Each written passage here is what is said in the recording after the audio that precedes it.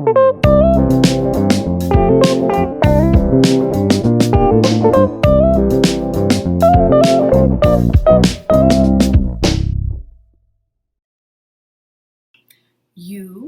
Me, and Empathy.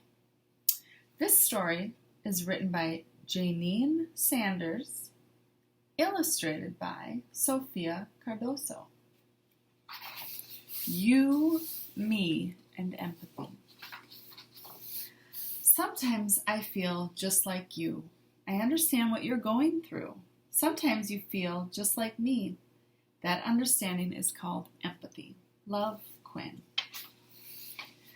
When I was a baby, I really was small, while everyone else seemed incredibly tall. This is her family photo. But as I grew up, I started to see that people are people just like me. How are you the same as your friend, your sister, your brother? How are you different? Sometimes I'm happy, and sometimes I'm sad. Sometimes I'm worried, and sometimes I'm mad. We all have feelings. You have them too. And sometimes I feel just exactly like you. What makes you happy, sad, worried, mad? When my mother was sick with a tummy bug, I knew that she needed a big snuggly hug. I rubbed her back and patted her hand and said, "I'm so sorry. I do understand." For once, I was sick with a terrible flu. I sneezed and I sputtered, but what could I do? My mother said softly while patting my hand, "My dearest of dears, I do understand." That's when she gave me a big snuggly hug, and I knew instantly I was humongously loved. My mother was kind and caring to me, exactly the same as how we should be. Who helps you when you're sick?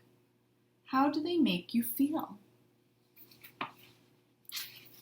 When my brother fell over and hurt his knee, he cried and cried in front of me. I helped him up and said, "There, there," and sat him down on the kitchen chair. For once when I slipped and cut my knee, my brother was there to care for me. He held my hand and said, "There, there," and sat me down on the kitchen chair. Who shows you kindness? In what ways do they show you kindness? How do you show your kindness to others?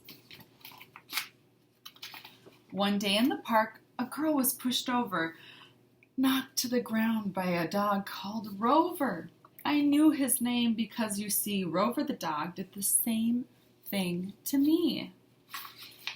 The poor little girl sat on the ground, not a sob, not a whimper, not one little sound. Then all of a sudden she started to cry. Perhaps I could help. It was worth a try. "There, there," I said as I patted her arm. "Rover the dog doesn't mean any harm. He's just being playful, so try not to fuss. He just doesn't notice small people like us." Have you ever helped someone who was sad? How did you help them? One day at school, while having fun, I saw a boy alone in the sun. No one came over and said, "Let's play." I could see he was sad. He was not okay. So I left my friends and over I ran, and I asked if he'd like to play in the sand. His smile was huge, enormous and wide. It made me feel warm and fuzzy inside. When I started school, I too sat alone. I had no one to play with. I longed to go home. Then a girl called Abby ran over to me and asked me to play near the old oak tree. We gathered some acorns for finger hats and swung from the branches like acrobats.